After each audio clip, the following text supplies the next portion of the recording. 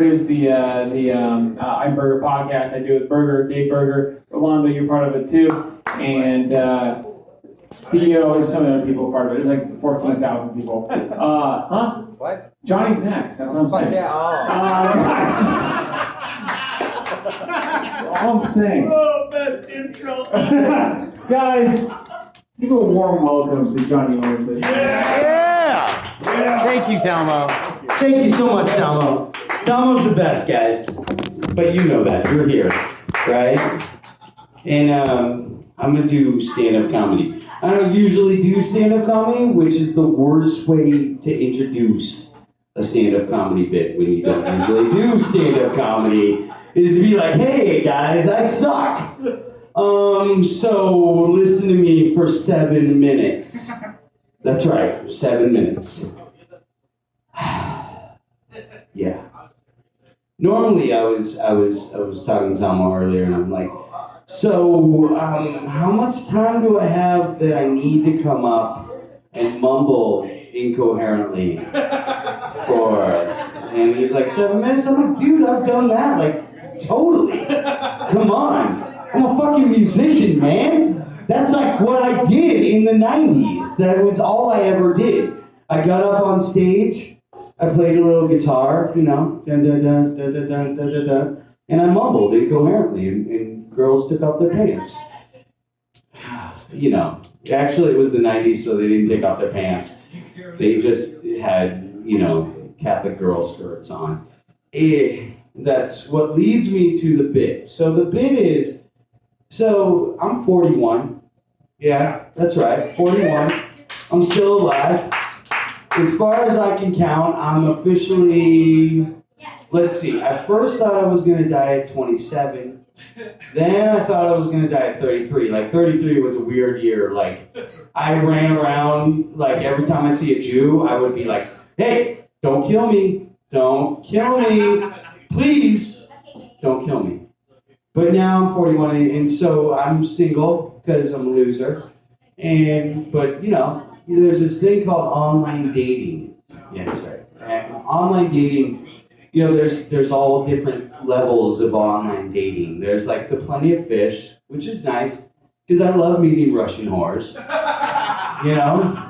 Then there's OkCupid, which used to be good, but anymore, like when I first signed up for OkCupid, it was great. Like, it was hipster tail all day long, you know?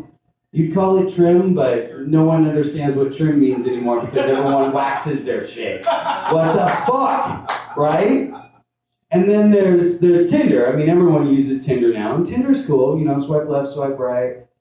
Yeah, I don't know. I've only gotten laid on Tinder like 3 times. Well, there's Grindr, which gets me laid every time, right?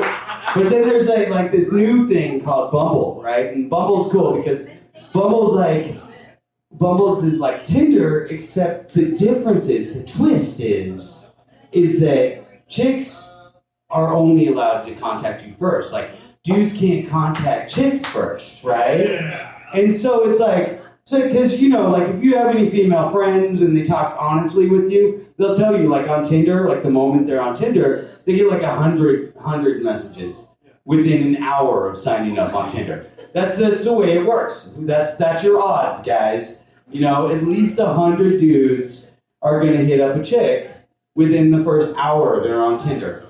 Like, hey, hi, I'm single and ready to fuck. And yeah, 100 dudes are gonna hit them up. But Bumble's different because they've got to hit you up. So it brings out this whole nother dynamic. You know, so it's like you try to peacock yourself up. You put your feathers out. You're like, yeah, I got a job. I'm a producer. I'm cool. Here's photos of me in the studio, babe. Yeah, look. And they're like, yeah. And then the whores call you, and you're like, nah, I'm not really into paying for it tonight. And then, like, the fat girls hit you up, and you're like, yeah, I'll do that. Okay, sure. And then, like, every once in a while, you get an actual hit. But then it's like, the same thing happens with Tinder for me at this point, because I'm 41, and I don't have a real job. And I'm outside of, I've flunked out of both Hollywood and rock and roll. So, you know, like what I need, like you look, and one of the things with both Tinder and Bumble is that they list like the job that women have. And you're like, that's like where I've really taken it now, because now when I'm on Tinder or I'm on Bumble, I'm looking at the jobs and I'm thinking more like, hey, this is more of a job interview. Like this girl, oh shit, you work at Universal? Yeah, let's hit it up because I got a script for you. You know, I mean, that's one of the things. And then that's the other thing is that every once in a while, since the girls are the ones who have to contact you, sometimes they're a little too aggressive, you know? And I'm like, you know, I don't mind a finger in my ass, but usually I'm the one who asked for it, not the one who's taking it, you know? I'm just not really comfortable with this. And I'm like, yeah, that's the thing. He's like, I don't mind degradation as long as I'm the one who's delivering the degradation, you know? So anyways, that's my that's my dating stuff, right? Let's move on. Weed, man, weed. So I've smoked weed for a long time. I actually campaigned for weed, right? 1996. That was when we passed California People's Initiative, Prop 215, and you know, next door. It's a good thing. Really happy we passed weed. But it's had some unintended consequences, or maybe not so unintended consequences. Like one of the things that before weed was legal, that we used to say is like, hey man, like we use this for squares to tell people like, hey, go ahead and legalize weed, it'll be all right. And one of those things was like, hey, you know, once you legalize weed, all the kids will lose interest in it. And it's kind of true because like now that it's legal, like the kids, they go out, they turn 18, they get their weed license, they're like, yeah, yay! But I was hanging out with some old stoner friends a couple weeks ago, and they were like, dude, you gotta try this. I'm like, what is it, man? What is it? They're like, it's extract, bro. It doesn't even get you high. And I'm like, wait, so it's weed, but it doesn't get you high? And they're like, exactly. I'm like, well, okay, sure, yeah, great, I'll do it. There it goes. That's I think that's my time, pretty much. I got two last. Hold on, I got two last ones. Two last shitty jokes for you. Hold on. So it's the difference between musicians and comedians, because I know all comedians want to be musicians and all musicians want to be comedians.